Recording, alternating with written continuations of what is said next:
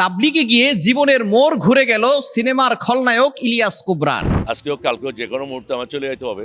আমি বুঝি নাই, আপনারাও ভুল করেন না। আমি অনেক সময় নামাজ পড়ি নাই, আপনারা সবাই নামাজ পড়বেন, কারণ আমাদের একজনকে হিসাব দিতে হবে, আল্লাহকে হিসাব দিতে হবে।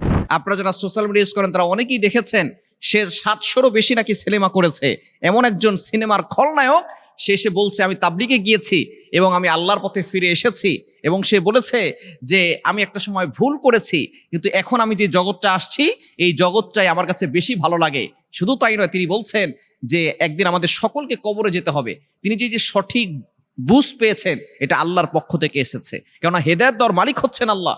শুধু তাই নয়, তিনি আরো বলেছেন যে আমি ভুল করেছি, আমি আগে নামাজ পড়ি নাই, কিন্তু এখন নামাজ পড়ি, আপনারাও নামাজ পড়বেন, কারণ একটা সময় আল্লাহর কাছে আমাদেরকে হাজির হতে হবে, আমাদের সকলকে আল্লাহর কাছে চলে যেতে হবে। Have to go back to our Lord.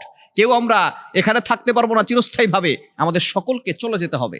সুতরাং এই যে সিনেমার খলনায়ক ইলিয়াস কুবরা তাবলিগে গিয়ে তার মোড় ঘুরে গেছে জীবনের, সে আল্লাহকে চিনতে পেরেছে, সে আল্লাহকে চিনে সে আল্লাহর ইবাদত করা শুরু করে দিয়েছে। কিন্তু অনেকেই দেখা যাচ্ছে এটাকে টিটকারি করছে, হাসি ঠাট্টা করছে। একসময় সিনেমা করতো, এখন ভালো হয়ে গেছে, এখন দরবেশ হয়ে গেছে, এখন দাড়ি রেখে পীর সাহেব হয়ে গেছে, এখন টুপি পরা শুরু করেছে। খবরদার, এটা কখনো করবেন না, কেননা হেদায়েত দেওয়ার মালিক হচ্ছেন আল্লাহ। আমরা আল্লাহর কাছে সূরা ফাতিহা দিয়ে দোয়া করি, নামাজ পড়েও দোয়া করি, ইহদিনাস সিরাতাল মুস্তাকিম, ও Allah show us the right path, show us the correct path. Allah আমাকে সঠিক পথ দেখান, আল্লাহ আমাকে সঠিক রাস্তা দেখান। শুধু তাই নয়, আমরা দেখা যাচ্ছে এই হেদায়েতের উপরে যারা চলে আসে তখন আমরা অনেকে টিটকারি করি, এটা কখনো করবেন না, কেননা হেদায়েত দেওয়ার মালিক হচ্ছেন আল্লাহ। আল্লাহ তাআলা নিজে বলে দিয়েছেন 15 নম্বর পারা 13 নম্বর পৃষ্ঠার 11-12 নম্বর লাইন সূরা কাহফের 17 নম্বর আয়াতের একটি অংশ আল্লাহ বলেন, মাইয়াহদিল্লাহু ফাহুয়াল মুহতাদ ওয়া মাইয়ুদ্দিল ফালান তাজিদ লাহু ওয়ালিয়্যাম মুরশিদা। যদি আল্লাহ কাউকে হেদায়েত দেন, দুনিয়ার কেউ তাকে পথভ্রষ্ট করতে পারে না। এজন্য আসুন, যারা হেদায়েত প্রাপ্ত বান্দা হয়েছেন, আল্লাহ তাআলা হেদায়েত দিয়েছেন, আমরা তাদের জন্য দোয়া করি।